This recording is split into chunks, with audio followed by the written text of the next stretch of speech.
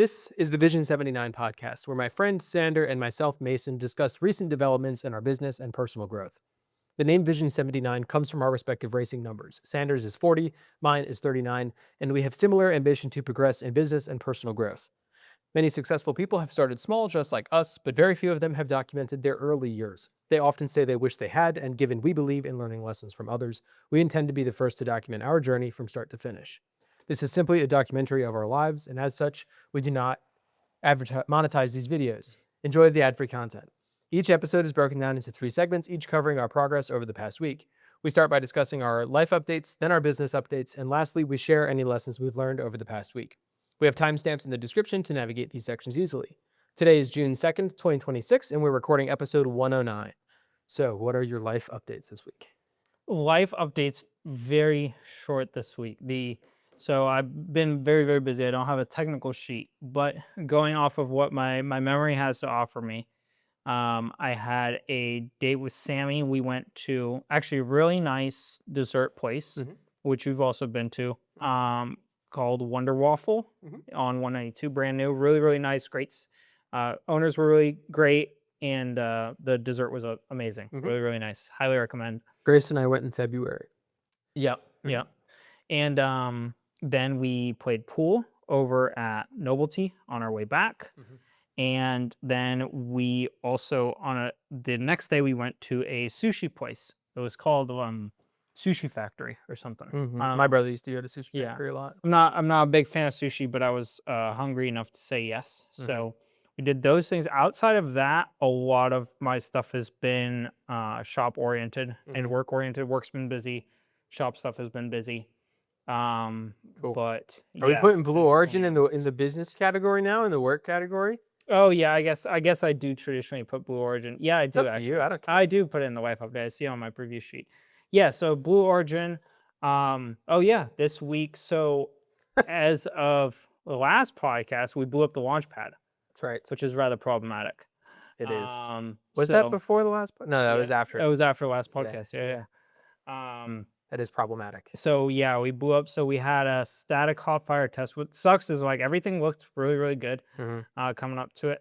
So we had a static hot fire test, and the whole rocket exploded. So started down lower at the engines, then from the video that's public on Facebook, looks to propagate up the rocket, and then once it hits second stage, it pretty much all ignites and goes up in a big fireball. Do you clarify that the video on Facebook because that's your source, or because you have proprietary, so you can't talk about it? Because it's like controlled unclassed information to some extent, right? Like there's not an NDA behind it. Cooey. Yeah.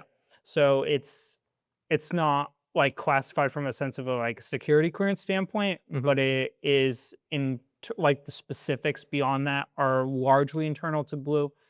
So, they've put out more information than even I'm giving on the podcast, just on social media. I'm just being conscientious of that fact. Yep. But I have some interesting info that is new to both of us that I collected by talking to some important NASA people that I forgot to talk to you about. So I'll tell you off podcast. That's cool.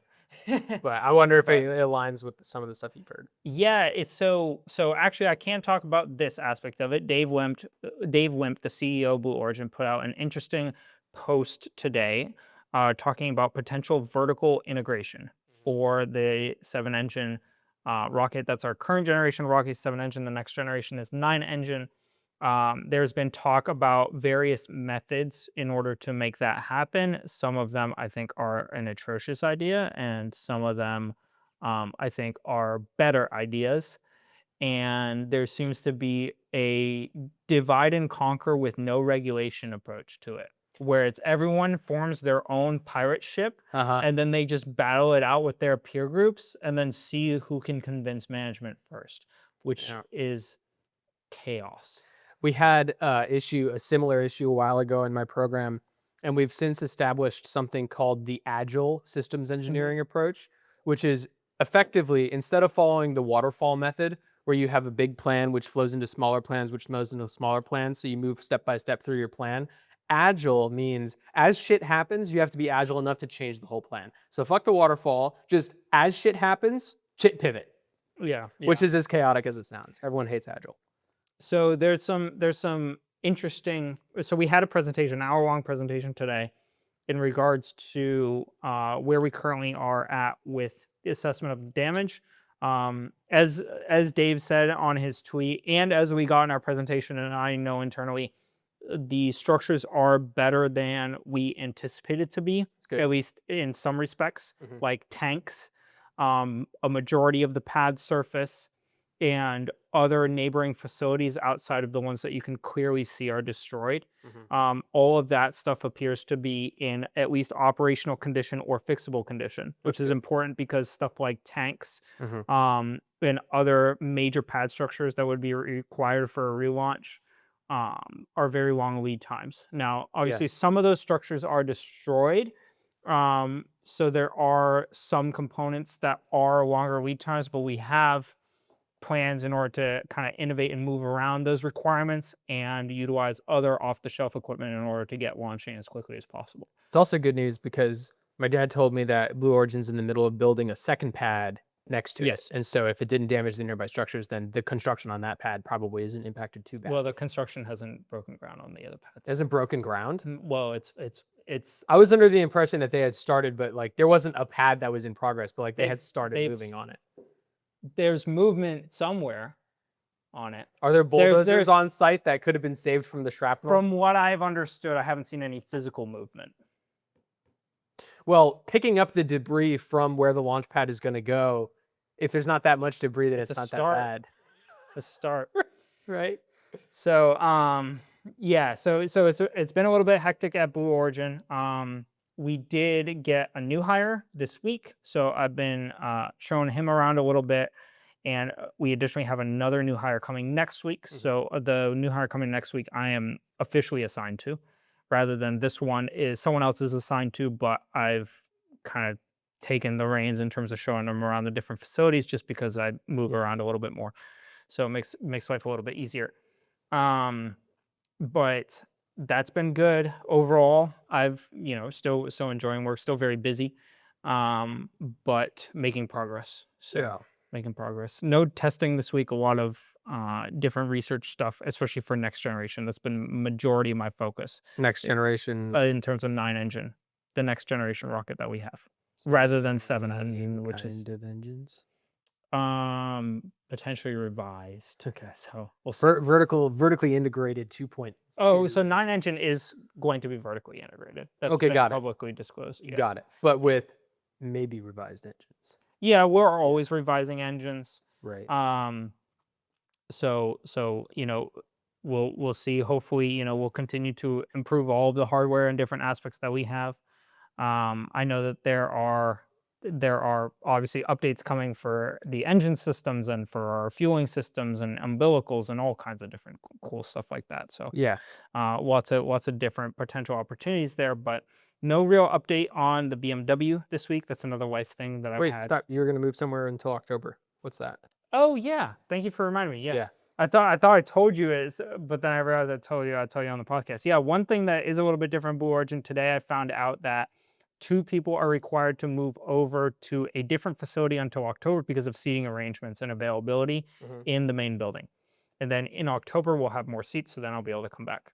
Gotcha. That building originally, I'm still hesitant, but it is on the Space Force side, Mhm. which is convenient for me because I get to the Space Force side about 20-ish minutes before I get to the main building on the Oh, drive up, cool. because it's on the port. And so I take A1A up, I pass the port, and then I get to the main building. Twice in the past 5 days, I've gotten stuck behind flight hardware transfers that go all the way from the port and then all the way up to KSC. And on top of that, the one today I got stuck in took 45 minutes. That's fucking ridiculous, I dude. lost 45 minutes on my drive. It took Yeah, me on almost your 2 45-minute drive. Yeah, it took me almost 2 hours to get to work. Yeah. On Friday when it happened, it took me over 2 hours to get to work because there was also 2 accidents en route. And then on Friday, additionally, it took me an hour and a half to get home because there was another accident. And These so people, man. although I'm 50-50 about moving away from the team, I can still, the benefit is I can still always hop over to that building and do any work that I want to. It's just my desk will be stationed there. The benefit being is that I can cut that whole leg of the journey out and I have zero risk of getting stuck behind a flight hardware transfer. Well, also, if you have to drive from your desk to the main building, that's work hours that you can charge. Yeah. So that's beneficial not too. bad at all. Yeah. From that respect, but 50-50 on it, but I think it will be better overall, at least temporarily. And a coworker of mine did scope out the building today because he's going to be moving over there with me, and it's all brand new. So that's really nice. Hell yeah. I was a little bit worried about that because a lot of stuff on the Space Force side is a little bit old and run down, but this actually happens to be a brand new building that Blue Origin put up, and it looks quite nice. So, sweet, dude. Yeah. Should be good. Should be good. Northrop's building the new buildings on NASA Boulevard. I can guarantee you I will not be in those buildings unless I switch programs. Yeah. They build the new stuff for the new programs. Got it. But yeah, it's been a good life update week. I've been out of the house a lot. So I leave for work in the morning and then I go straight to the shop and then I get home at like 12 or 1. That's how life was when I was working with Shaw at the shop. Yeah. I was only at home to shower and like maybe eat and then leave again. So like the literal only 2 times I saw Sammy this whole week was for our Wonder Waffle date and then our dinner at the sushi place. Yeah. So I was glad to do those things and see her a little bit more because otherwise it's like I call her midday now and be like, how's your day going? Because I literally don't see her. So now I call her instead and she's like, when are you going to be home? And I'm like, oh, like midnight. And she's like, okay, I'll see you tomorrow. And every day it's just, I'll see you tomorrow. Yeah. Until Saturday. Yeah. Right. Yeah. And so, yeah, it's all good. I mean, she obviously gets it. She actually came to I'll get into the shop updates later, but she actually came to the shop and helped me clean up some of the machines, which was nice. Oh, that's cool. Yeah. So she was working in there a little bit. Dude, when I was working there, fucking my girlfriend at the time was not happy about it, and I was unwilling to change anything. Like I would not want to do the Wonder Waffle date. I would be like, I want to go work at the shop, and so that's what I'm gonna go do. And then when we would spend time together, I would rather be working at the shop. So I'd either be spending our time together talking about the stuff we're doing at the shop, or just silently loathing, wishing I were there. And so it was a terrible chapter in that relationship. It's really sad. Yeah, just a heads up. We bought a stuffed animal at Wonder Waffle, and it was actually funny. We bought a little crocheted stuffed animal they had there, and she put it in the Miata. I'll leave it there. I'm like, whatever. It was a cute little like duck thing. Sure. And it was actually on our way back. It was some of the worst rain I've ever experienced. It was only like 5 minutes long. Yeah, but like I thought it was equivalent to some of the stuff I've driven through on hurricanes. Like it was going over the O'Galley Bridge. The rain was completely horizontal. Yeah. Like streaking this way with like had to be 60-mile-an-hour winds. I mean, I had the wheel turned like that. It's like driving the Camaro. It was going straight. It's like driving the Camaro in great weather. Exactly.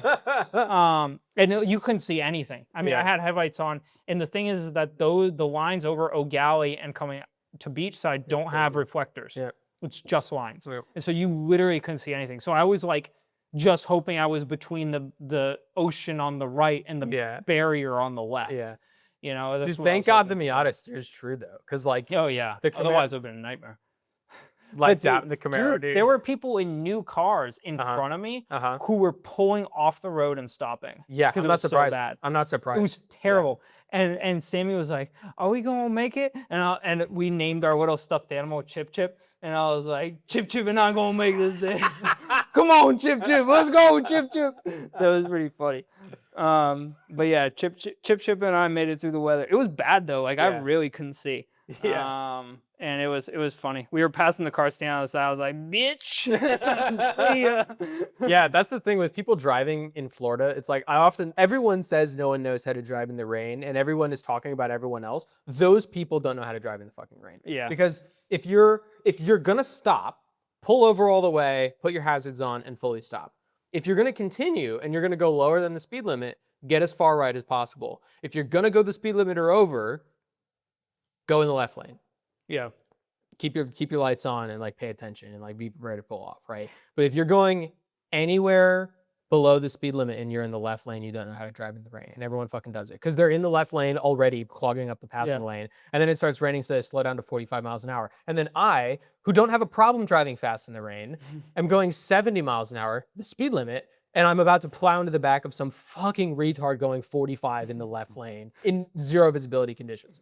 It's how Jules Bianchi died. It's how I'm gonna fucking die. I can guarantee it because people don't know how to drive. Yeah, dude, there was palm trees in the road. Like I would come up and there would be like half of a fucking tree in the road. Yeah. And I was like, it was bad. Like it was really, really bad. But yeah, we made it through. That's about what I got for my life update though. Yeah, dude, manage the relationship with the shop time. Like pay, like you're Yeah. doing good. Keep doing good because No, it didn't work for me. I The tried next to step, do the dinner things, and be home for that sort of stuff. It That's also good. helps me because I don't eat at the shop, so then I get hungry enough to where I get really angry.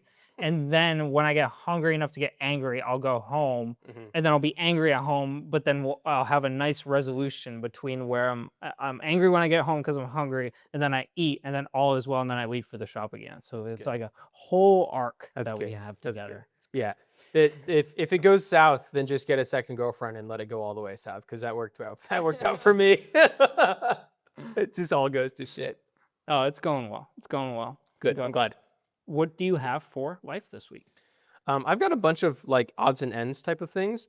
I'll start off with a Northrop update because the work that we've been doing has been picking up, but we just had a new hire. She's a level 4 engineer from a different program, but she's worked my program before.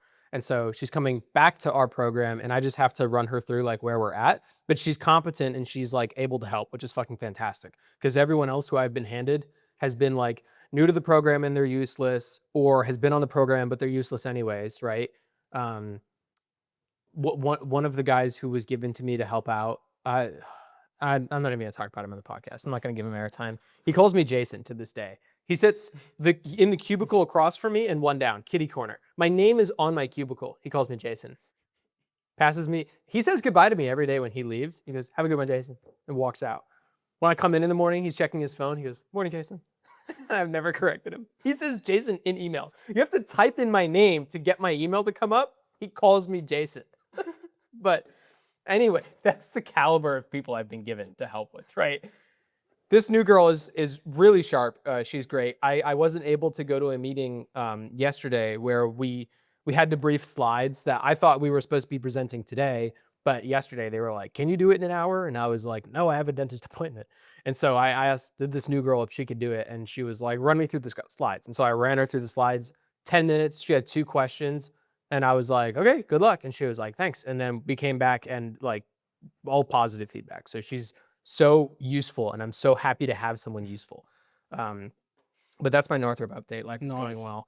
My car insurance is going down by $30 a month. No way. Which I'm guessing is because I turned 25 this year. And so I'm guessing when Grace turns 25 next year, it'll go down again. Wait. You turned 25 last year. Yeah, but my my policy it's was a from 6 month. before. Yeah, my policy was Yeah. from before I was 25. And so I'm guessing that I turned 25. And Yeah, it went down. Grace turns 18 next year, so hopefully does it'll not. go down then. Well, I'm trying to remember if because her birthday's in September. And so does she turn 25 in a couple months, or is she 25 already? And I never know. What year was she born? 01. Then she's she's going to be 25. 25 this year. We were born Yes. in 2000. So she'll be 25 in a couple months. So it goes down for this 6-month cycle, and then hopefully it'll go down in the next 6-month cycle because we're both on the same policy. Anyway, $30 a month is nice. It's a like 10% reduction because I pay like $300 a month. So that's nice. Oh, that's good. Speaking of Grace, she went out of town this week. I pay more than $300 a month. Damn. How many cars do you have? Well, the Porsche and the BMW, I think it's the Porsche and the BMW are just liability. Mm-hmm. And the Miata's full coverage. I think everything we get is $340 a month. So it could just be the fact that it's 3 cars, and I only have 2. It could be that, because if you have 2 lesser and then 1 full, and I have 2, I don't even know if they're full. I don't know what they have. They have the lowest I could get the numbers at the dealership. I was under duress. Oh, that's probably just liability. Yeah, but Yeah, that makes sense. yeah, I don't think I have the best rates, but I don't really know. Speaking of Grace, she went out of town. to help a family member move down here. And so she flew up there on Friday at 4 a.m. I got the Lexus detailed that morning. They did a great job. Coastal Mobile Detailing, great job. Grace is now back. I picked her up yesterday. I was late getting her because I had work stuff pop up yesterday. My boss had asked me to do this like giant task that would take like 2 days. He asked me on Friday or Thursday, and he was like, "When can you have this done?" And I was like, "Next week, dog." And he was like, "What about Tuesday?" I was like, "I can have it done Tuesday." I was like, he said, "Okay." And so I'm at work yesterday. I have to leave at 4 to go get Grace. It's 3 o'clock. I'm going into a meeting that goes from 3 to 4. My boss catches me in the bathroom. He's like, "Hey, are you done with that thing?" And I was like, "No, you said you needed it tomorrow." And he was like, "I need it for tomorrow." And I was like, "What? When do you need it for tomorrow?" And he was like, 7:30 a.m. And I was like, "Oh my God." And so I busted out. It would have taken me 2 days normally. And I did D effort, right? Or a D quality. I did the best I could with the time I had. So it's like pretty close. It's like 90%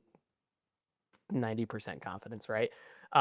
But I did 2 days worth of work in an hour and a half. So I was late getting Grace, but I did like a crazy amount of work. That's good. And that loops into my life update later on. So just remember, I turned on the jets and I got a fuck ton amount of work done in a short period of time. I also learned that I can name my Google windows this week, which is helpful. Yeah, you can put them in groups. Well, so what I have is, you can name the window? look at this. So this is named Finance, Oh, Canva, that's Meta, interesting. Home. Yeah. And I wanted to reorganize them, but you can't reorganize them. But I figured out I could name them, and I was like, that is helpful enough because I that's didn't how I know that. organize my shit. So I learned that this week. That was helpful. And then I was talking to Justin about I was talking to you about the SpaceX IPO. And then I started talking to Justin about it because I was like, how are you planning? Because Justin's planning to buy ASAP. And I was like, I know you put like a market order in early. How early do you do it? How do you set it up for a new IPO? Like, what's the deal? And so he and I were talking about it. And we were just kind of going back and forth on like whether or not we should buy or whether we should like let it ride for 6 months and see if it crashes or not, and then go from there. So we had that conversation. He and I are going to get together on Friday to talk about it. If you're interested, you're welcome to join. If I'm off work, I will. Okay, we can plan to do it in the evening if you want to. Yeah, I'd be interested. Cool. I'd be interested because I want to get in on that as well. It's Pizza Friday at Pow's. So if you want to do it in the Sure. evening, we could all do it and get free pizza. Sure. So anyway, we were talking about that. And while we were talking about it, I mentioned that when I was going through my storage unit, I found some silver coins that my grandparents bought. I thought they bought it in the year I was born, but if I remember correctly, they actually bought one every year for the first couple years of my life. But I only found the one for 2000 and 2004. But they're 1 ounce silver coins. Silver's trading at like $75 an ounce right now. So it's like $150 in coins, but I think they're cool because it's like real treasure. It's like having treasure, Yeah. and I like that. And so I was talking to Justin about it. Apparently, Justin's really interested in coins, and he owns a fair amount of them. And I won't go into detail, but I learned that you can get coins that are graded, like Pokemon Yeah. cards. And so you can get coins in like rectangular plastic containers with the grade on them from their grader. And I was like, oh, that's really interesting. I didn't know that they did that. I would be interested in investing in more of that, right? I'd really love to have gold coins, but they're like $5,000 a coin. So I'm not doing that. I'll do silver as long as I can afford it. But Justin and I started looking at like putting in an order together because Justin buys more frequently than I do. And so we were looking at putting a group order in, and then I would just pay him cash for mine, right? And while we were looking at it, they have American, the 2026 coin, the US coin, and then they have the 250th anniversary coin. So every coin has the year at the bottom. This one has 1776 to 2026, the date range, right? And there's like a little 250 stamp on it, right? Which will make it more valuable, right? So silver's trading at $75 an ounce. For this 1 ounce silver coin that's marked 250, how expensive how expensive is it? Oh, if it's a unique, I mean, I know a little bit about coins too, actually. I used to collect pennies. Are you still interested? I mean, it's still cool stuff to me. I'd be more interested in the silver and gold side of things rather. I got about 5,000 pennies in my jar at home. If you Oh wanna no, go. I'm not gonna fucking sift through them. If you were interested in sifting through, I told Justin the same thing because he's into coins too. Yeah. I was like, if you ever want to go through them, I'll give them to you and you can go through. I don't care if you take a couple quarters. They're quarters to me, but if they're interesting to you, you can have. I'd guess this unique one is $500? It's close. It's 400. 400? Which at first I was like, what a rip. And then I started looking at the regular silver dollars. And I was like, wait, these are 120. With shipping, it's 135. And I was like, what the fuck? Like, what kind of bullshit investment is this? If I'm gonna buy an ounce of silver and pay double for it, I'm just gonna lose my money immediately. And Justin was like, well, the trade price is for a hunk of silver, right? You're buying a coin which has collectible value on top of its silver value, right? So its value will move with the silver, but it might move even better than silver because it's collectible. So this 250 coin will increase in value more. Whether it's going to be $400 or not is like debatable. I actually found a cheaper version. The $400 was the graded one by NGC, which is whatever grading company. It's like PSA. You can get one that isn't graded, but is in the box with the certificate of authenticity. Jesus Christ. Yep. I don't know what happened there. I got a fluoride rinse done on my teeth the other day, and I think I'm retarded now. But it comes with the certificate of authenticity, and it's only $160. And so I was like, maybe I'll get one of those, and maybe like a 2026 one for 120, and then one of the special ones for 160 or something like that. But in any case, I'll tell you more offline about it because there's some interesting stuff in there. But I didn't know Justin knew as much about silver as he did. They have the whole grading scale that I didn't know about, the different companies that I didn't know about. He was talking about like there's the US silver dollars, and then there's half dollars, and there's this other one. He's like really into it, which I didn't know. He even collects dollar bills with like fun serial numbers on it. So like 1, 2, 3, 4, 5, or like all fives or whatever. He collects those. He's a nutty dude.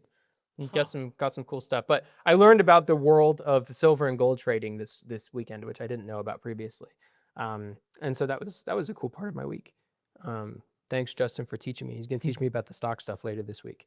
Because I called my dad. I was talking to my dad to see if he had any like insider knowledge on the SpaceX situation to tell if the stock is going to go up or down. And he was like, I told him, I was like, yeah, I haven't touched my investment accounts in like a year. I haven't put anything into them, but they're already higher than they were last year before I pulled money out of them. And he was like, yes, Mason, that's the power of investing. You need to be doing this. You need to have a retirement account. Like, get your head out of your ass. I've been telling you this. He was really disappointed when I was like, can you believe my money went up? Yeah, I just didn't touch it. Which was funny. But in any case, Justin's going to teach me about the SpaceX IPO. Cool. Yeah, so that's my life update. Very nice. What is your business update this week? So for business this week, pretty much exclusively what I did was working in the shop space. So I'm aware. Yeah. So from last week, there was a bunch of different stuff in there. And then in addition to this week, because I did go over the stuff that was in there last week in terms so you of have lift, Bridgeport, mill that's CNC 3-axis, the 6-axis one that's not automated, the lathe, the bandsaw, the air compressor, and the shelving. Now, in addition to that, what came this week was a metal saw for piping, more tooling and bits for the lathe and mills. I think you can cut flat stock with that bandsaw too. Yeah, the mag bandsaw. A lot of raw material stock, steel, aluminum, brass, stainless, etc. A lot of different material stock. But all of that was in relative disarray, at least from my perspective. A lot of disarray. Yeah. Extreme disarray. Yeah. So it was like you would have drill bits, but the drill bits were scattered between 8 different boxes. Yeah. And nothing was organized to any manner at all. Yeah. And all of it had some degree of rat poop in it from rats that had lived around that unit prior. And so all of it was dirty and unorganized. And so you came over and helped me move this stuff around as well. Super, super appreciate it. That was this week. The clearing stuff out? Yeah. Clearing stuff out and moving stuff around. Yeah. So we were able to clear out a lot of the stuff that I wasn't going to need and move it towards the new space for the owner. And then after that point, it was pretty much up to me to go through all this stuff. So a lot of it was moving around the different machines, organizing them. This week, we managed to secure the wall and loft area a little bit better. The owner and I, we put in a 4x4 support beam on the Mhm. center of the front of the loft so that it can actually support the weight that I want to put up there. Coordinated with the lighting guy, he's actually going to be putting in uh, 4 there. What did he call them? They're like spotlights. So we're not going with the spotlights. Oh, this is different. Yeah, because the shadow cast is too intense. Gotcha. And so we're not going with the spotlights. Instead, he's replacing the current fluorescent ones that are they're like 2 bulb fluorescents, Mhm. each with 4 bulb fluorescents. Sweet, dude. Yeah. And brand new ones, so they'll be brighter. Yeah, super bright. I Cool. don't know if they're LED or fluorescent yet. Well, he's got all those new LED ones. I imagine they would be. Yeah, he's only got 4 LED bulbs, and he's gonna put in 1, 2, 3, 4, 4x4, so 16. Wait, he only has 4 LED bulbs? Yeah, I thought we moved like tons of boxes of those LED are all ones. fluorescent. Those are all fluorescent? I think. Or are they all LED? I thought they were all LED. I don't remember. I thought they were all LED because he's trying to change all the bays to be LED over Oh, time. maybe that's true. If in any case, Regardless. if he's replacing them, I would imagine that he's going to replace them with LED ones because that's what he was talking about doing for like all the bays. Yeah. So Yeah. in any case, 4 is better than 2. Yeah. So that stuff is going to be going in the next couple of weeks. And then in addition to that, he hooked me up with some AC units. They're called mini splits. So essentially, you have your condenser unit outside, and then you have your evaporator and fan unit inside, but it's separated by refrigerant lines pipes. So you can put your evaporator side and fan side anywhere you want, and then run your pipes to the unit outside. So originally, I thought these were going to be used units because they retail for a pop $2,000. Yeah. So I thought they were going to be used units because he told me they were $950 a pop. And then originally I also thought I was only going to get 1. He only charged me for 1, but then he brought 2. Did he say $950 a pop or did he say $950 for AC? No, $950 per unit. Okay, got it. Yeah. Then he brought you 2. Yeah, and they're brand new in the box. Right.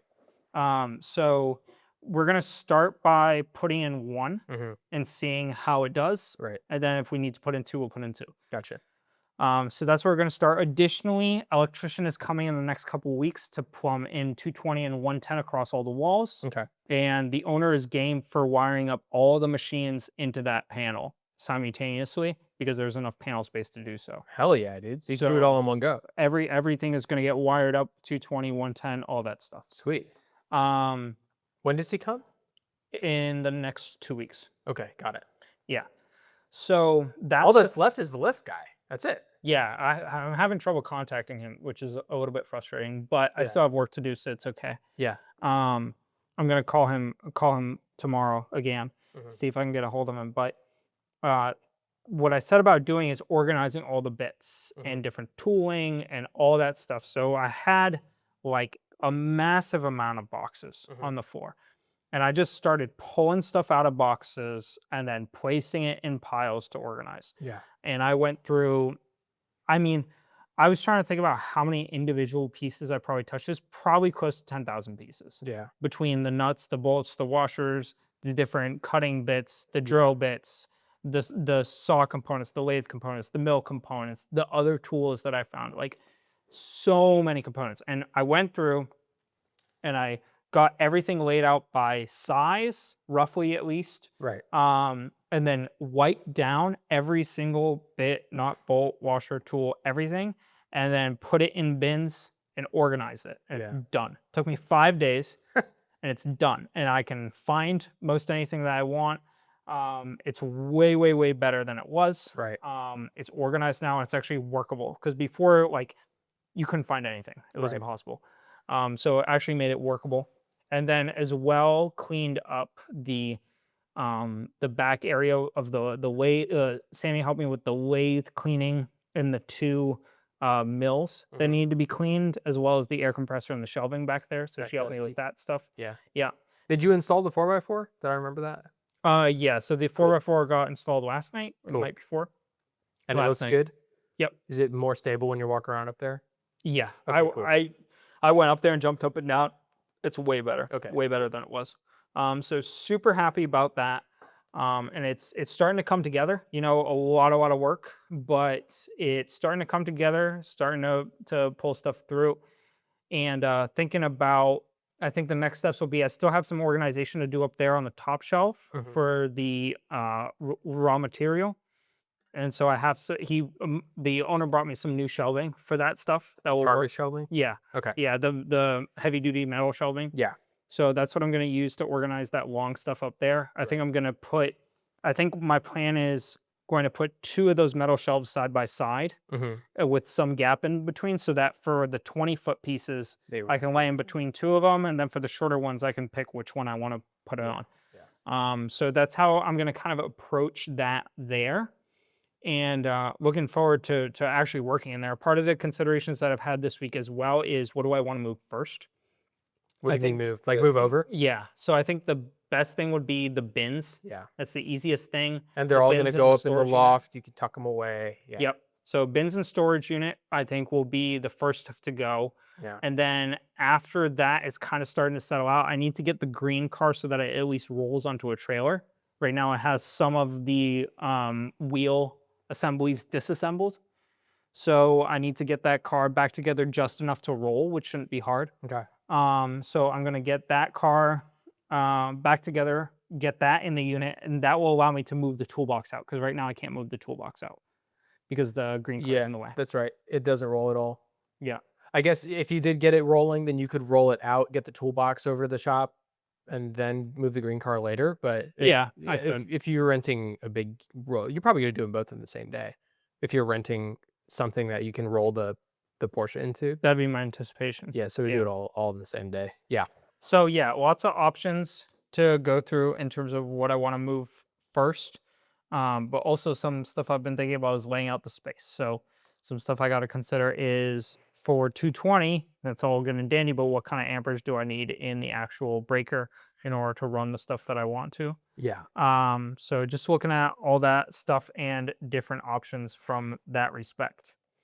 In addition to that, no update on the eBay stuff. I haven't been able to get a hold of it for the buyer in terms of the incorrect address one that I had. Hmm. Um, but that about concludes my business update Okay. for the most part, I think. Cool. Appreciate the help again at the Sure. shop. Super helpful. And it's all coming together slowly but surely. When do we start moving stuff over from the storage unit? Um, I think this weekend, now that the floor is done, Mhm. I think that was the big hurdle that took a lot longer than I anticipated it to. I went more in depth than I thought I was going to, but once I started getting into it, I realized it really needed it. Yeah. So I think this weekend probably we'll start moving bins over and stuff like that. Do you have shelving for the bins, or are we just gonna stack big wall So of stacked bins? I'm gonna take the shelving that I have currently in there and use that to. Oh, you have stack. shelving in the storage unit? Yeah. Okay, gotcha. Yeah. So that's probably what I'll take. I think I'll take a lot of photos of how I weighed stuff out Hmm.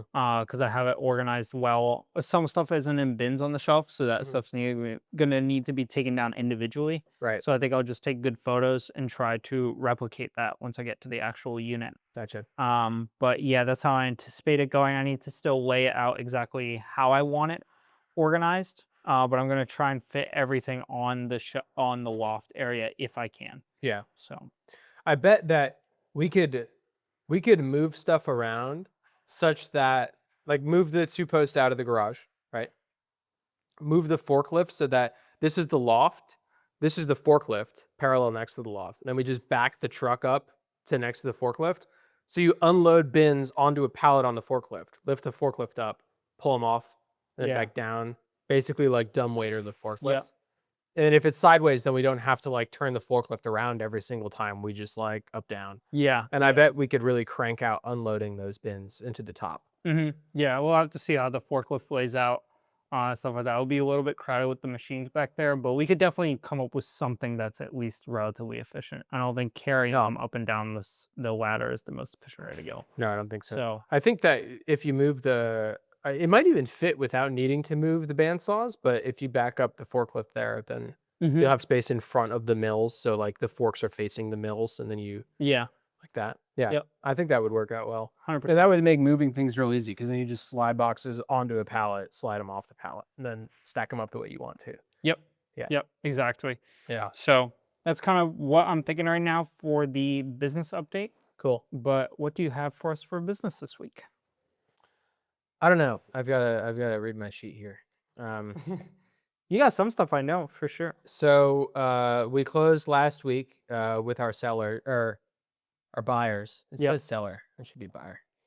Congratulations. Yeah, thanks. But I still need a Google review from them. I did a 1 week update with them and I was like, hey, you closed a week ago. How's everything going? Can we help you with anything? Conveniently, there was still repairs that had to be done that couldn't be done until post closing. And so those repairs got finalized. And then I messaged them and I was like, hey, letting you know the repairs are done. Is there anything else we can help you with? And they were like, no, we're all good. And I was like, cool, we'd really appreciate a Google review. Here's where you can leave them. And I sent links to both of us. And they said they would, but they haven't yet. So I just have to keep tabs on that. Blue Marlin is having a working group this week, actually tomorrow, that is about prospecting. And I get the feeling it's going to be a lot of real estate agents saying, I don't know how to get leads. And then the Blue Marlin folks being like, you got to go door knocking and put your nose to the grindstone. And really, I want to go because there's a couple things that I'm curious to know about looking at other agents, right? But primarily, I would like to hear what everyone has to say about how do I get someone to give me a Google review, because these clients, we just crushed it. They're very happy with our performance, but they're really busy people and they have not made the time to leave a Google review yet. So how do I politely make that happen? I can be blunt about it, but I don't think that that's the best way of doing it, right? Also, Blue Marlin charges a $400 transaction fee that I tell my clients I will pay for if they leave a Google review. So I pay up front and then I ask them for the Google review because I don't want there to be a conflict of like, you know, like leave me a good Google review or I'm not going to pay this thing, right? I want to pay it out of the goodness of my heart.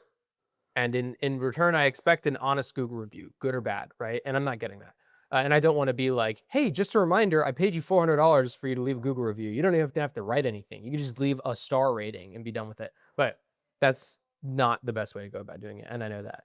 So I'm going to go to the prospecting meeting and see about it. I'm also interested. I had this conversation with Grace the other day, and this has to do with my life update as well. But generally speaking, how do I want to say this? I bumped into a buddy this past week who is doing real estate. He started around the same time I did, and he's doing a little better than I am right now. And so I was curious as to what he was doing that was working. And so I picked his brain, and rather than asking him specific, like, you know how I operate, which is when you and I are talking, I'm like, what are you doing that's working? What are you doing that's not working? And do you have metrics to back it up, right? This guy does not work based off metrics. He works based off kind of like vibes. And so I just was asking him like, hey, how's business? Tell me about some of your deals. And on paper, it looked to me as if he had found a niche and it was working for him. And he's just been nailing like chasing down that niche to make things happen, right? And that it's a very stable, consistent, like, rhythm. But as I was talking to him, it seemed very sporadic and it's not like I go door knocking, I get leads, and then I convert them. It was like, an old friend of mine who used to be neighbors with my dog's best friend needed their house sold. And so I was doing an open house for that. Like I was selling the house. And then at the open house, someone came through and they liked the neighborhood. And so then I went and showed them a house in the neighborhood and they bought that, right? So that's like 2 sales back to back in the same month that look really good on paper. But in actuality, it's like, well, it's not, it's a valid method of lead gen, right? It's like face-to-face open houses, right? But it's not a repeatable function, right? Which is really what I'm looking to crack. I'm looking for the nut that will, when cracked, give me consistent leads regardless of input. And again, I think that Facebook ads are the way to do this. And I'm more resolute in this fact now than ever, and I'm going to keep saying it because when I expect, what I'm expecting from this prospecting meeting tomorrow is people are going to say, I've been doing open houses, it isn't working. I've been door knocking, it isn't working. I've tried cold calling, FSBOs and expireds, and it's not working. That's what I'm anticipating. And I'm anticipating the brokers are going to say you just have to do more of it. It's a volume game, which I think is valid. And Grace has talked to me about this before. Are you a different animal but the sun beast? But are you the same person? More leads. Yeah, it really is that. And I think at a certain point, it is a volumes game. And Yeah, of course. Yeah. Tyler tells me this all the time because he'll be like, how's business? And I'll be like, oh, good. Like we have someone looking for a house right now. And he's like, you only have one client? And I'm like, yeah, I'm helping this client and I'm working on leads. It's taking longer than I wanted it to take. And then he'll say, dude, I know if you grind, like if you just like put your nose to the grindstone in like 2 days, you can have like 3 clients. And I'm like, I don't know about that. And he's like, okay, I don't know either. But if you grind for 5 days, I know you can for sure get at least one closing out of 5 days of grinding. And I was like, yeah, but that's not scalable. Like if I need to do 5 days of grinding to get one client and I need to I need to have like, 10 clients at a time, then that's 50 days of grinding to get 10 clients at all times. And if I'm grinding, I'm not helping my current clients. Like that's not sustainable. I'm not looking to get a real estate deal done now. I'm looking to create a system that will generate leads consistently, right? Because everyone talks about the more successful real estate agents at Blue Marlin talk about this. There's one guy whose main source of lead gen is door knocking, and so he talks all the time about how he needs to knock 200 doors a day to get any amount of leads. Like 200 doors a day gets maybe like one appointment, right? And so he switches his days where it's like some days he does showings with clients he currently has and some days he does door knocking, because if he just does door knocking for a week and he gets a bunch of clients, he then has to spend a month servicing those clients doing no door knocking. Then he gets a bunch of closings and has no leads, and so then he has to go door knocking again. And so it's a really violent cycle of like a bunch of closings, no leads, door knocking, closings, so on and so forth. And I don't want that. And that's not what the top agents do. The top agents don't do that. The top agents ask me to do open houses all the time, and they say it's a good source of lead gen, but I know that it's not because I've done it. It doesn't work for me, right? My buddy did get a closing from an open house, so I know that it's possible. It's just not working for me. It's not consistent. And even if it were consistent, I can't do open houses every day because I have clients to service. So I digress. I need something that's going to work even if I'm sick in bed and can't go do an open house or go door knocking. And the answer is Facebook ads. You film ads, you spend apparently 6 months writing ads. You film them once and then you run them and then you get leads to call. And maybe you revise them and film another ad in the next 6 months. But generally speaking, you do all the work up front and then you maintain rather than doing all the work consistently. And I really believe that a lot of agents don't do this because of the effort that's required up front and the financial risk that's at stake. And I think that, and this will be in my life update, I think one of the reasons that I'm kind of dragging my feet with this is because how much money it costs. Because I know that once I start the ads, it's like 50 to $100 a day until I run out of money. And it has to work because if I run out of money, then I'm just fucked. And this is like my last big thing. And if it doesn't work, then I just have to do the like sit down. Well, I mean, if it doesn't work and you run out of money, like you'll keep doing what you're doing. Yeah. You'll just have less money in your bank account. Yeah, exactly. But I'll get to that in the life update. Generally speaking, what I'm going into this prospecting meeting tomorrow and not going to ask any questions about prospecting, but I'm curious to see what other agents say because I frequently check the Facebook ads library and there's one guy. There's one guy with a Facebook ad. People put their listing videos on Facebook and run it as an ad, like they put ad money behind it to boost it. But it's just to get eyeballs on it so that they can tell their clients that they got eyeballs on it. It's not an actual ad. Yeah, it's very different. Yeah. So anyways, I'm going to go to the prospecting meeting tomorrow if I can swing it. I'm now realizing that I don't think I have meetings tomorrow at work, so I should be able to go. But anyways, that's the prospecting meeting. I know what to expect from it. I'm probably going to get questions like, what are you doing to generate your leads? And I'm going to go, well, right now I don't have anything, right? I've been here for a year and I haven't done anything. So we'll see. I'll get to it. I had a lead last week where we called and sent him options for a first-time ownership property, right? He hasn't found anything that he likes, so that lead hasn't updated. I sent another lead to go talk to a lender. He says he hasn't talked to his lender yet. I'm not sure if he's going to be doing it or not. We'll see. And actually, I had a question. So this guy's underwater on his Bronco right now because the CarMax updated after he bought the car. I told you last week, I think. The family member that just moved down with Grace is buying a new car because he sold his Chevy Bolt up in New York. And now he's buying a new car now that he's down here. He's going to the dealership tomorrow, right? Are you familiar with the Toyota like RAV4 and Tacoma market at all? Like the newer ones? I mean, not really. I know that like Tacomas and generally Toyotas and Hondas as well. A lot of Toyotas really hold their value. For the most part, at least. Yeah. But there's niche parts of the market. Well, He's looking at either a RAV4 or a Tacoma. And I know that the new Tacoma powertrains, or I don't really know what powertrains are in what cars right now, but I have just heard in the Toyota community that the new Toyota V6 turbos are horribly unreliable. Like even by Toyota, like not even by Toyota standards, but by regular standards, they have a lot of problems. Um, so I've heard that that's an issue. Got it. I've heard that the naturally aspirated V6 in the Tacomas, like Joel's, is really reliable and people Yeah, like it. I'd buy that. It's just underpowered, right? It makes less horsepower than the Lexus. It's also got a 3.5 liter V6 and it makes like 20 horsepower less. Mm. Probably more torque, although I don't know for sure because it's a truck, but still, if you're going to get a truck, you want a V8. The old Tacomas came with V8s. People really like those. So anyways, the last year that they made Tacomas with the naturally aspirated V6s was 2023, right? But this guy's looking at a new RAV4. He wants a brand new RAV4. Like drive it off the lot 2026 brand new RAV4, because if you buy a new Toyota, it comes with the maintenance plan where they pay for all your maintenance for the first 2 years or 25,000 miles, whichever comes first. Okay.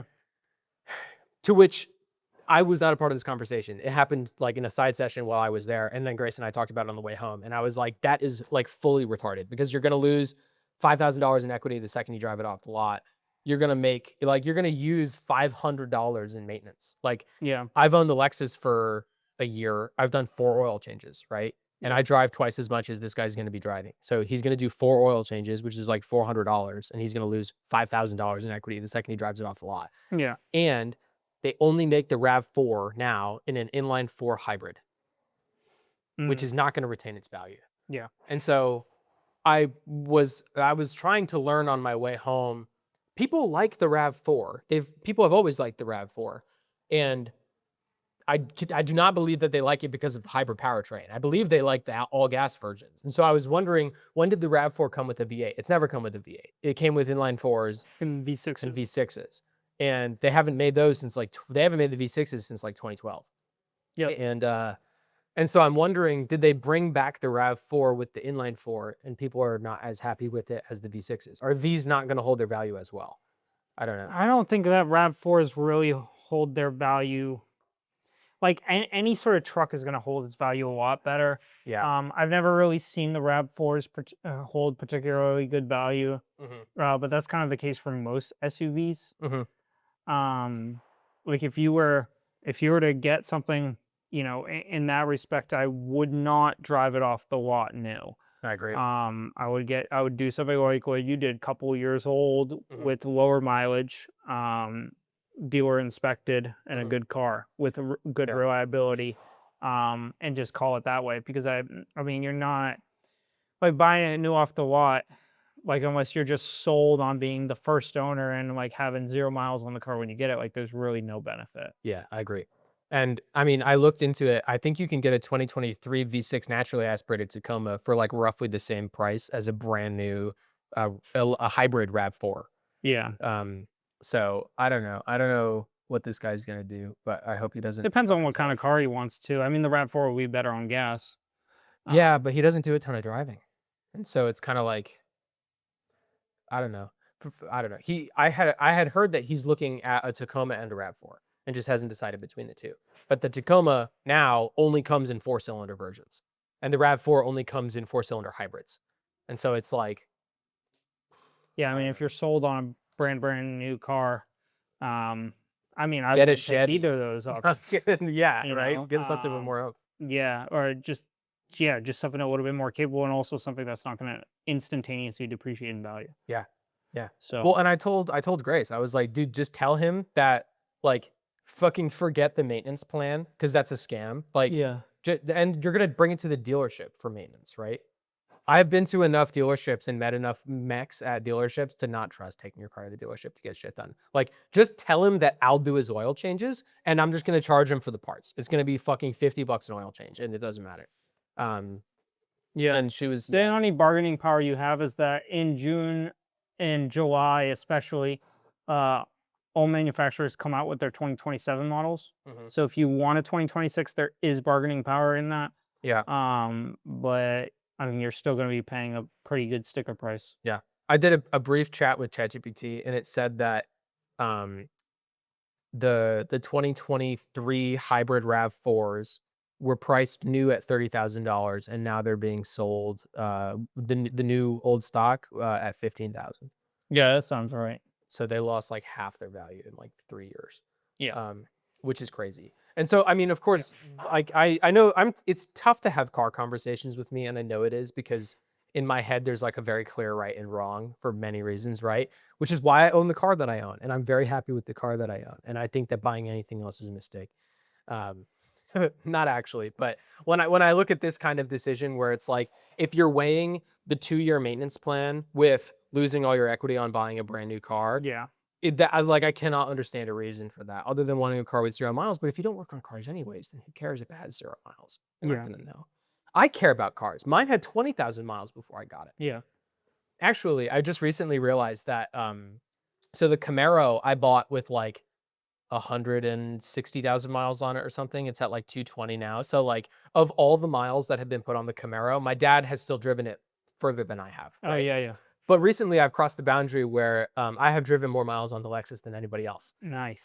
which is a cool feeling. So now it's Yeah. officially my I crossed car. that with the Miata too. Oh yeah? Yeah. It's a good feeling, right? Yeah. It's like I've spent the most time with this car. Mhm. I don't own it yet because I still owe the bank like 30 grand, but I do have the most miles with it. Anyways, I digress. I have a new lead. It's actually a coworker who bought one of the houses that he and some buddies were renting when they went to Florida Tech. His significant other is going to move to the area sometime in the fall, and so they're going to look at selling that house and buy a house in Suntree. Got it. Their previous agent, they were kind of burned on because they found the house on Zillow and then basically bought it for asking price, and so the real estate agent kind of didn't do anything and then got a paycheck. Of course, when you're buying a house, the selling agent has already negotiated a commission split with the seller. And whether you have a real estate agent or not, they're not changing that with the buyer or with the seller. I'm sorry. Mhm. It's not like they're going to lower the price 2.5% because you don't have a real estate agent, because their real estate agent is going to fight for that commission. Because if you roll up with no real estate agent, you're a sucker that agent can take advantage of, and they get double commission. Yeah. Right. So if you're buying a house, you essentially effectively don't pay for your real estate agent. So why not fucking use one, right? And so this lead is like, what do you do with a client that has already found the house on Zillow? And I was like, well, you don't really hire a real estate agent to find the house for you, right? They can help you find the house, but the real reason you hire an agent is to handle the transaction, right? Make sure you don't make any fuck ups, make sure you get the right inspections done, do a background check in the house to make sure everything's good, handle negotiations, right? Make sure that you're hooked up with the right title company, that you have escrow in time, that you don't like expose yourself to any liability. Like you hire an agent to handle the transaction, Yeah. right? But buying and selling are different. When you're selling, you hire an agent to find you a buyer, because if you just post it on Facebook Marketplace, that's way different than leveraging like your brokerage that has like, tens of thousands of followers and Yeah. putting ads with money behind it and stuff like that. Brand recognition. I have access to the Blue Marlin Facebook group where I post my listings in there ahead of time and get other agents who have clients looking for houses interested before it even goes on the market, right? Yeah. So like selling your house, you're actually paying for an agent to help you find the buyer and helping you do all the paperwork and liability stuff, right? Two different reasons. And so he was like, oh, what can I do to my house to make it more valuable? And I was like, well, let me run a CMA on it for you and get a specific answer, because I don't want to just tell you like the obvious answer is the kitchen. Like people say that the kitchen is the heart of the home, and that's really true. People give a lot of credence to kitchens. And so when you're looking at a home, if you're comparing two identical homes, one has a new flooring and one has a new kitchen, people go for the new kitchen 10 times out of 10 because it feels better than the new floor.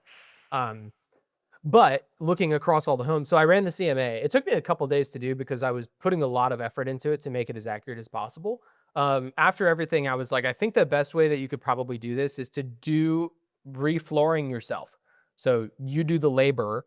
I'm partnered with a flooring company where you can get 10% off on all the flooring materials. So I can help you save money there. But I think you should do all the flooring yourself, because the kitchen, by nature, he has all stainless steel appliances. The cabinets are good. The counters are old, and there's not a ton of space. But you'd have to blow out a wall to make more space, and that's expensive. And you'd have to replace the counters and get extra countertops. So like it's going to be roughly the same price as doing all the flooring. And at that point, it's better to do the flooring, in my opinion.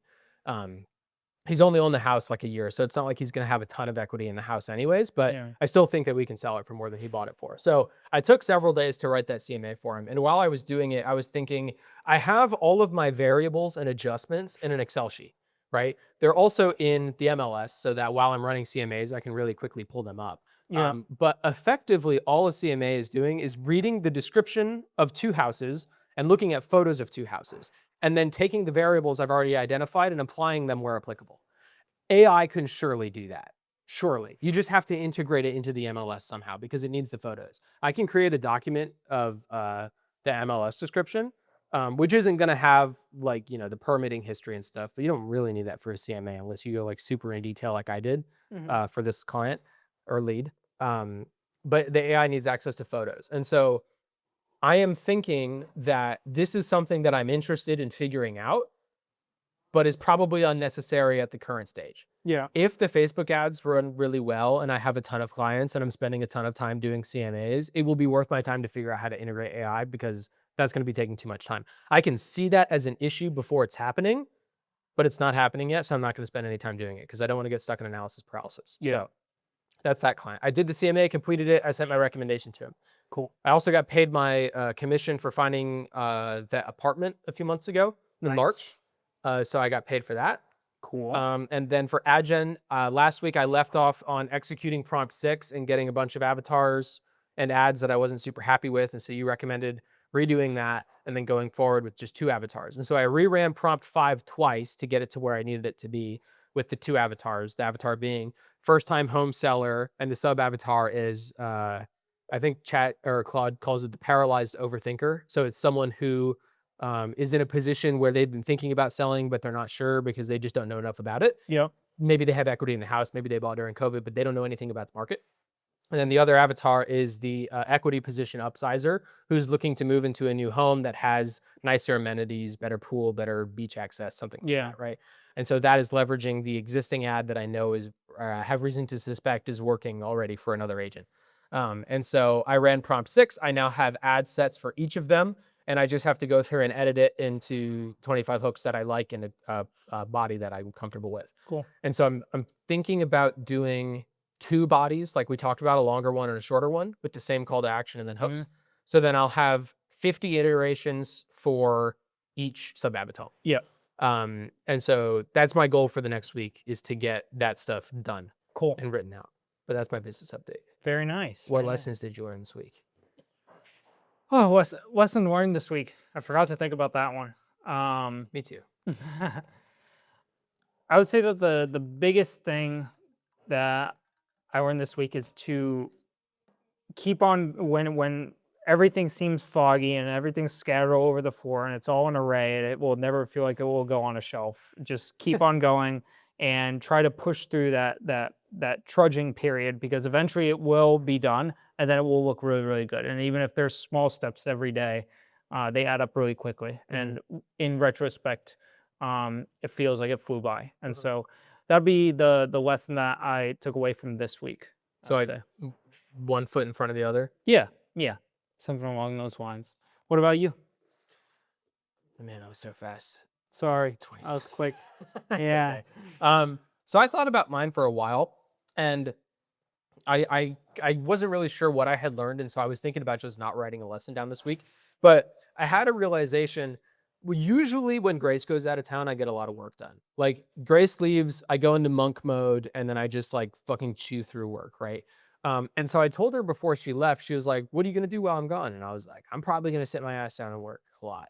And she was like, "Cool." And I did that for the most part. Like I didn't go grocery shopping. I didn't do any cleaning or reorganize or anything. Like I spent a lot of time working, but I just didn't get a lot done. Like Hmm. the CMA took a lot of time. I did spend a lot of time at Northrop last week. It was a hectic week getting ready for this week. So this week's a little bit lighter, but I still spent a good amount of time working on real estate and I just didn't make enough fucking progress. And when I was thinking about the lesson earlier today, I was like, oh yeah, okay, well, I didn't make as much progress as I wanted to, but that's a factor of like a bunch of stuff, right? Like I had a lot going on. The CMA took a while. I like had ponderance over doing AI and stuff. And like, it just took, it just takes time. Right. And then I thought about it and I was like, yesterday, my boss asked me to do a task that would normally take me 2 days and I crushed it in an hour and a half. And then I sped on the way to pick up Grace. So like, even though I was an hour and a half behind schedule, I picked her up 30 minutes late. So how the fuck can I make an impossible situation like that work out? My quote last week was like, or 2 weeks ago was like, you worry a lot for someone who figures it out every time, right? But I'm not that Mm. worried, and I don't worry, right? But I figure shit out all the time. So why the fuck is it taking me like 7 months now to write ads? Why is it taking me so fucking long to do this? Like, this is not my normal workflow. Like, normally I'm really focused and dedicated and driven to one thing, and I work it until it's done, and I work toward getting it done quickly, right? So like, why am I dragging my feet on this? And so I started thinking about all the reasons that it's not happened yet, right? And part of the reason is, like, the excuse side of the reason is, well, I tried the first method of just writing it myself and doing the ideating myself, which sucked. And that took a lot of time because I'm not very creative. So I burnt a lot of time doing that. And then once Sandra gave me the AI thing, I put a lot of effort into writing the business context document. But if I'm being honest with myself, the business context document has been done for like a month. Mhm. And yeah, Northrop is busy. Effectively for real estate in the last, and yeah, I had a closing, but like effectively for the last month, I've just taken fucking forever to write and read these prompts. Like, I have hours in the day where I can sit my ass down and force myself to read through this prompt and then give it a thumbs up or thumbs down. Yeah. Like, I have the time. I'm just not using it effectively. And so I got kind of frustrated with myself. And I think I realized it's because of this awesome Alex Hormozy quote that I found, which is, you can fight it with all your being, but the present you're currently comfortable with is often the cost of the future you desperately want. Yeah. Which is essentially, comfort is resulting in complacency. And I think it's manifesting to the outside perspective. People will say like, oh, well, you worked 2 jobs and you had a real estate closing, all the excuses that I just mentioned. But if I'm being really honest with myself, it's the but I'll know from Yeah. Hermosy's Yeah. perspective, where it's like, That's the hard part. I know I can make more time and I'm not fucking doing it. Yeah. And that is frustrating me and myself. And I think a big reason, a big driver that I'm not doing that is because the past year, my income has roughly equaled my expenses. And so it's like, some months I have like a $300 plus Yeah. month, some months I had like a 300 negative month, right? But it all kind of averages out. And for the first time ever, I told you last week, I looked at my bank accounts and I was like, why am I not worried about this number? Like, why is there no problem paying rent this month, right? Like, the number's a lot bigger than it usually is. And it's because of all these real estate closings. And a lot of that money is going to go toward ad spend. And I think that there's a part of my subconscious mind that doesn't want to start these ads, because I know that as soon as I start doing that, that number ticks down every day. And if it doesn't result in leads, then that number just goes to 0. And if it does result in leads, but I fuck it up, then that number just goes to 0. And then I'm effectively back to square one, which, as you say, you're back to square one doing the same thing. So what's it matter? I think it's a mental block that I have that isn't prevalent in my daily life. Like, I don't stay up at night thinking about it. It's just something that's in the back of my head, subconsciously holding me back, I think, that I just have to get What through. specifically is holding keep in the back of your head? What Well, I think it's the just to clarify for I think it's just the worry that I'm going to start ads, it's not going to work, and that number is going to go to 0. And then I'm going to be back at square one, where it's like, I have to rewrite ads. I have to go figure out more real estate closings or spend less money and save more to make a piggy bank to go spend on ads again, right? Because yeah. like, I've done the open houses, I've done the door knocking and stuff, and none of that has worked as effectively as I want it to. And so if these Facebook ads don't work effectively, that's like my Hail Mary. Like, that's my big idea, is these Facebook ads. And if these Facebook ads don't work, then I run out of money and I have no direction going forward. And that's not a thought that like keeps me up at night. It's not prevalent in the front of my mind. It's not something that I've ever spoken before. But in doing some self-reflection, I think that's probably what is holding me back subconsciously from doing more work on these ads, from staying up later, from focusing deeper, right? Yeah. I have a couple of things to add, if you don't mind, and kind of Yeah. reflect back and bounce around on that. Yeah. One thing that I noticed quickly once I started Blue Origin is that I got a pay increase. What was my my pay increase was nothing to something more technically. But over what you were earning at Deck 4. But yeah, before Yeah. Deck 4 it was so tad over 30 grand more a year. Mhm. And so I got to Blue Origin, and getting my paychecks every month, I was like, this is a lot of money in comparison to what I was making. Yeah. And it was comfortable. Like, there was a part of it was uncomfortable because I had a lot of debt to pay. I do too. We have similar amounts of debt. I think I have more than you right now. I think you have more with the car. Yeah. Yeah. Probably a lower percent interest rate. I'm at 5.7. Well, Well, technically mine is 0 right now because I transferred everything. Then yeah, more debt than you Yeah, need, and I've actually been able to, well, what I'm getting to too is I've been able to pretty much knock out anything that's been concerning. Mhm. And the I think proportionally, the only debt that I've really rolled over has been my expenses from the last 11 months, which have been pushed to a 0%. But everything that kind of like net has accumulated from my e-commerce crash and burn has been paid, Right. right? And so, when I started at Blue Origin, I was starting to pay this off. Obviously, it sucked. Like a vast majority of every single paycheck just went to paying a credit card into an ether, Yeah. right? And obviously I'm very thankful for, Sammy's help in making sure that I'm fed, and my mom's help in making sure that I have gas in my car during this time, and Sure. the family help. Like obviously I didn't do this by myself. I had incredible people that were willing to help me out. But a lot of it I had to, just pay out of pocket, and Mhm. it sucked.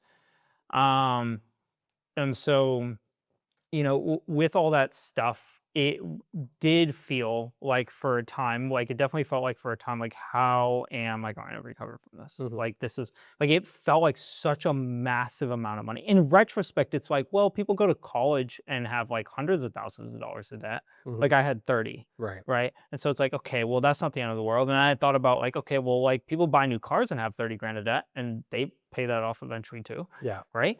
And so it's like, well, like this actually isn't as monumental as I feel it is, although in the moment it felt absolutely crushing. Mhm. Like this sucks. I put everything into this and it did nothing but fuck me over. Mhm. Um, but I think I learned a few things from that, and I've gone over some of those lessons in past podcasts. But the idea that like um it's definitely challenging to take the leap onto the unknown. Like something that I've kind of struggled with of a similar flavor is I have a lot of these tools that are good and I can do a lot of really, really cool stuff with them. I don't know how to work a fucking CNC, Mhm. right? And so it's like I have all this shit and I look at these two different bits that look very, very similar, Mhm. but they're different. And Yeah. they're clearly different, but very, very similar. And I'm like, I don't know what either of you are used for, Right. but I know that you go in this bin and you go in this bin because you have friends who look like you in here and you have friends that look like you over here, Yeah. right? But it's like, it's very daunting to some extent because Mhm. it's like, I don't know how to use any of this shit. Mhm.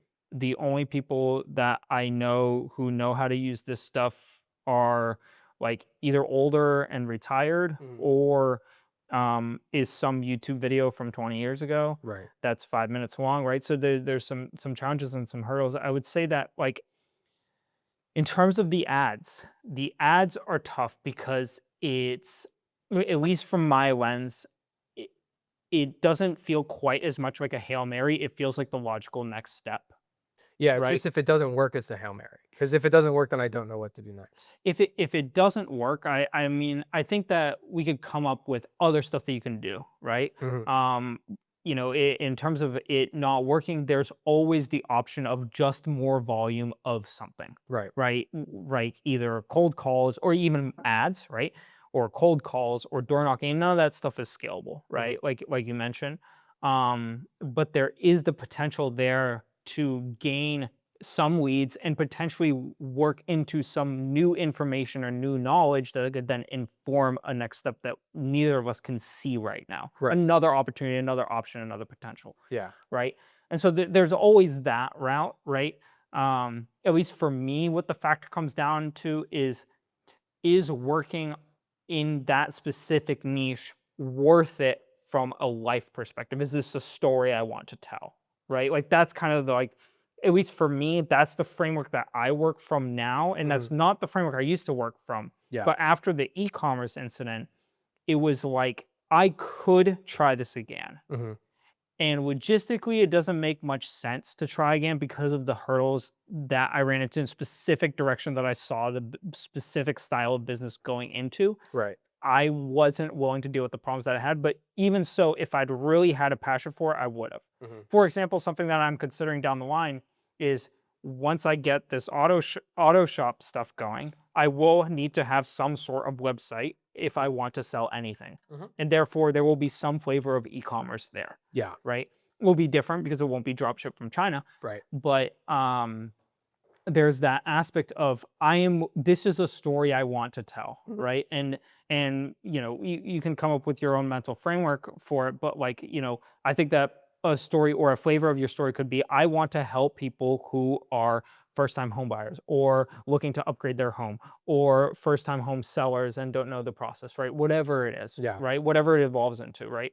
And so I think that regardless, if the ads do or don't work, I think it's a very important next step because it gives you the information or it cancels out okay, this didn't work that great. Right. Let me try more volume here or this different thing or this, Mhm. right?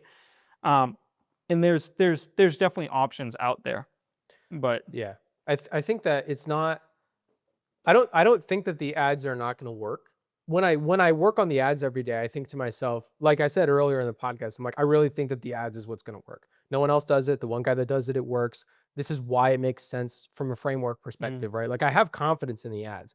I think that subconsciously, the reason that I'm not pushing as hard as I am is because my brain thinks to itself like you're comfortable right now, and if you try this and it doesn't work, then you're going to be uncomfortable again, and that sucked. Don't do that. yeah, yeah. And so And I think so it's yeah, I think it's just in the back of my head. and it's the comfort thing is hard to break because going back to Blue Origin, I guess I weaved away from it, but I felt very, very comfortable there. Mhm. And at least from my lens, what I started to see happen was I felt like I had a loss of direction because I was comfortable in the current place I was at. I was trying to pay off my debt and I was trying to figure out where I was going to go, but it was really easy to kind of just lay off the gas a little bit. Mhm. And I felt that, but I didn't know exactly what to do. And so I felt like I drew on different tasks a little bit longer than I would have had to, Mhm. because after I was done with that task, I didn't know what to do. Right. But another thing I noticed is that when I got tasks that need to be completed, I would knock them out really quickly. Mhm. And so what I decided to try and do to change that was, well, at least what I've done from my own framework is I try to knock stuff out as quickly as possible. Mhm. And even if I don't know what the next task is, I try to knock it out as quickly as possible and get a conclusion on it within reason and within quality and Mhm. within good work, right? There Yeah. is a balance there from like completely rushing to like doing something of quality but doing it with intent, right? Those are different. Yeah. Um, but going through that, even if I don't know what the next step is, because if I get it done earlier, it means I can think about the next step earlier and with a clear head with nothing else on my mind. Yeah. Right. And so like that's kind of the place that I got to. And it's challenging because like I've run into some stuff where it's like, okay, like at the shop, I'm like, I'm gonna organize these specific drill bits. Right. And I go through this and then I'm like, okay, I'm done. And then I look at the mountain of shit that also needs to be organized. And I'm like, okay, what the heck am I gonna organize next? So I get Right. there's almost a loss there of like, I don't even know where to start. Right. But as long as I pick something and I go for it, then it starts to work and you hustle and you hustle and you hustle and it goes through and it comes through. I would say that the the ads, it's hard to watch the money disappear from the bank account. Mhm. Like I very much had that of like just watching the number go down. Right. And like the only way I was really able to get through that was to kind of just pretend that these numbers on the screen are a simulation and I'm in a video game in order to figure out how to make the number bigger. Yeah. Right. Because like if I attached it to like this is reality, Mhm. it became too heavy. Yeah. And so kind of what I did was like, okay, these are a theoretical, I don't know, let's just say $5,000 that Yeah. have disappeared, Right. right? And I only have another 5,000 left. But it's all on a screen. There's no physical objects being taken away from me. Right. And therefore, this is just a game that I have to play in order to figure out how to make this number get bigger. And it's Right. like, I would say that, like, regardless of how well the ads work or not, it's going to cost money to run them. So there's going to be some period of time, whether it's a minute until you get your first lead or it's a week or a month, Yeah. right? There's going to be some period of time where you're like, there's money going down and I'm not getting a lead yet. Probably a Right. long time. I mean, Right. my average lead satisfaction is like 40 days or 50 days. And so Right. like if it takes me a month to get my first lead that converts, it's 50 days past that first month. So it might be 80 days before my first ad dollar actually converts to a closing. Right. So there's a long lead time there. Right. And so what I would say as a recommendation is to run this through and just analyze this as this is part of the game and the simulation that I am playing, and this is the path that I've chosen for my character, or however you want to think about it. Mhm. And this money isn't real because there's nothing being physically taken away from me in front of me. Yeah. Right? Like that's at least the only way that I was able to get through it, because if I had a suitcase of cash Mhm. and I had to stand and watch someone pull $20 out of it every hour, it would really stress me out, which Yeah. is essentially what was happening. Right. Right? But because I was able to just look at it as like, these are numbers and this is what's happening with this, and this is like a game that I have to fix, it made it a lot more tangible and a lot clearer to work through from a Yeah. mental perspective. Well, and it Um, sucked for you too, because the only way to get sales is to spend money on ads. unless I literally wanted to put my face behind the product and go door knocking Right. in my own neighborhood, Right. which I didn't particularly want to do because I was selling kids' toys and I have no kids, Yeah. right? So it's But like kind of a hard sell. I have the ability to do that, which again should be a point in the direction of like just shut up and do it, right? Because even if the number goes to zero, it doesn't have to be zero. I can set a limit of like when I get down to $1,700 in my bank account, which is rent money, then I just turn the faucet off, Right. and then I go do more real estate door knocking until I have enough money to try again. But I think the hard part is that like you raise a good point where it's like, what do I do next? If this doesn't work as well as I want it to, or I need to revise, what steps do I take in order Mhm. to move past it? And I think that hurdle is hard to get over mentally because even if the confidence is 99.9%, there's still that 1%, 0.1% that eats at you, Mhm. and you're not sure, right? Mhm. And that's tough to work through. At least for me, like I've seen myself having a hard time working through similar stuff in the past. Yeah. And so I understand it from that point. But what I would say is that there's always something else that can do. There's always another idea that you can try. And the money in the account will come and go. And I think that there's another little point that I want to address, in the sense that like the investing stuff, we talked about this a couple weeks back, where it's like you put money into account and then you see it grow and it's Mhm. like, shit, well, like this actually works, right? Yeah. Like there's an aspect of that, Yeah. right? And there's part of me that's like, it does friggin' work, right? Like Mhm. it obviously does work to some extent. And like, my coworkers talk about some stock that they invested in 3 years ago, and now it's 10x, and they Mhm. have 100 grand in equity within this stock that they bought or whatever it is, right? And I look at that and I'm like, damn, that is fucking nice. Like it is. I could use an extra 50 grand right now or whatever.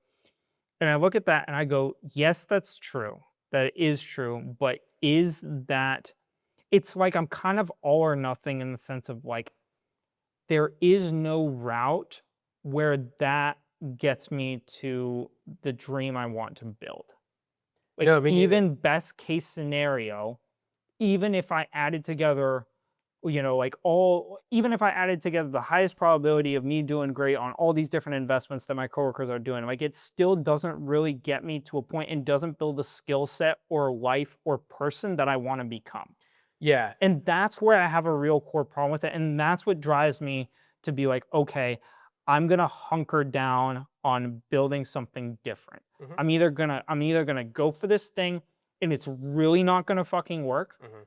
or I'm going to go for this thing and it's really, really gonna work. Mhm. But I'm like, that comfort middle is what I try to stay away from, because that's where I see myself get complacent. That's where I got complacent after Blue Origin, Yeah. where I was like, kind of like, okay, like settling in, like this is okay. And like that was a hard mental period for me too. So it's like, I'll give myself that slack, in terms Yeah. of the couple months that I felt that way. There's a transition Um, period too for the direction that you wanted to go. yeah, yeah. So Yeah. so there was a bunch of different factors, but long story short, that middle is where I don't want to be, especially given the fact that like the world changed so much between 1960 and today. And Mhm. I have to imagine, given that the technology exponentially changes over time, th- between now and 2085 Yeah. or whatever, right, is going to be a huge change, Mhm. right? And it's like there's a lot of crazy stuff in the world. Like you look at like Sam Altman is talking about the necessity for universal-based income and has investments in multiple universal-based income, as well as founding his own platform that's related to ChatGPT, talking about how knowledge is going to be a commodity that you buy off a web with your universal-based income because there won't be enough jobs for people to actually generate real income. Like, there's a lot of crazy stuff coming from people who have a lot of power and influence. And like, yeah, some of it may not be true and like whatever, but like the potential for turmoil at the minimum is high. And therefore, I see myself as like, I have to send it in a direction and at least guarantee to myself that I will learn and become a better person because of the direction I go in.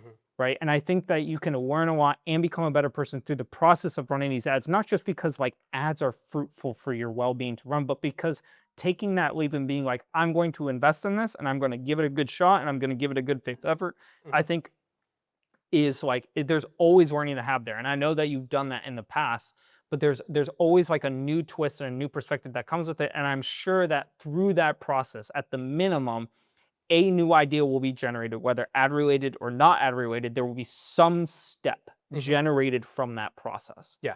Right. And like, you know, at least for me, like I've rarely been able to see that future step because like sometimes it's hard to predict what it is, but it always comes to fruition through that work. And so that would be my encouragement from that perspective, just to kind of like help squash that little bit of anxiety. Right. Yeah, so I think first off, I agree with the stock thing. I was excited because it's like when you find $20 in between the couch cushions. Right. It's where awesome. Where it's like I forgot I had this and it's doing well, so that's nice. But my money is in my bank account ready to go into ads, not in the stock market for a reason, which is it's like I want to own the business that creates the stock. Right. Like I want a cash flowing business that generates income and then also has equity that other people can buy into. But I don't want to bet on other people as my main source of investment or income, which is why I don't contribute to 401k and stuff like that. When I had a mental block in rowing, there was breaking 7 on a 2K, so less than 7 minutes, is the first like big mental block that a rower hits because most rowers start off slower than 7 minutes, and as you get closer to it, it's kind of like you know, in high school, it was like we differentiated kind of like the top half of guys and the bottom half of guys on whether you're sub 7. So you would insult someone by saying, I can't hear you because you haven't broken 7 yet. Or like, you know, you're talk to me when you break 7 or on a 2K or whatever. Right. And so the way that I got through that mental block was actually, it's not true. For that mental block, it wasn't breaking 7. For me, the mental block was breaking 140 and getting down into 139s because 139 versus 140 is like, it feels like a lot, even though it's not. And I really wanted to break 140 on a 2K. And so I decided that I would just start a 2K with the intention of completing it. And I would just do a 139 split for as long as I could until I gassed out. And the first time I did it and I made it like 500 meters and I got off the erg and I was like, I know that I could have gone further, but I just didn't. Right. And so then I got on like, you know, a few weeks later and then I did it again and I got to like 1,000 meters. And I was like, okay, I literally doubled my distance just by knowing the first time that I could make it to 500 because then the first 500 is easier.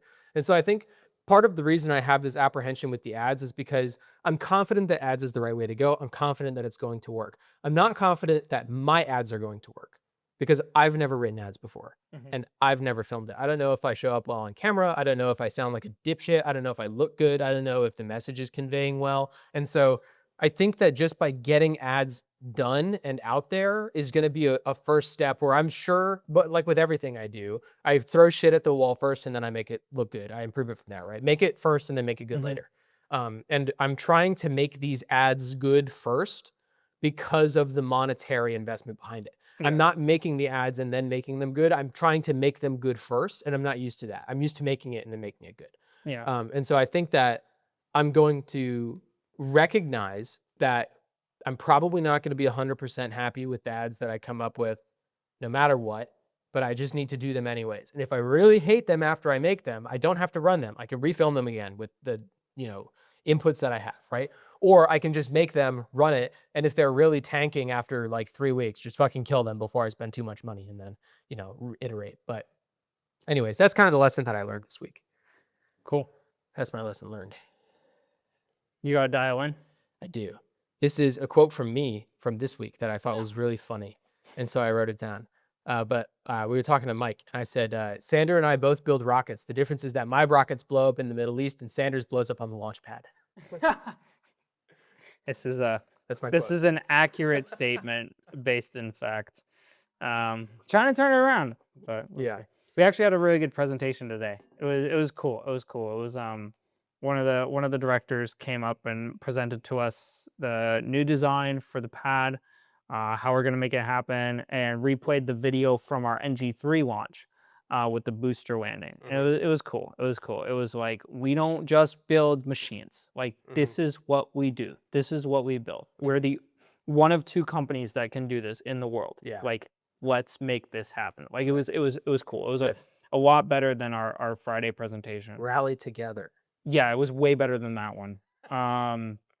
Because the rally together one, it just didn't, like, it was like word salad. Like, it didn't have any meaning behind it, but like, you could genuinely tell that like he was very, very passionate and like had true belief that we can make this happen.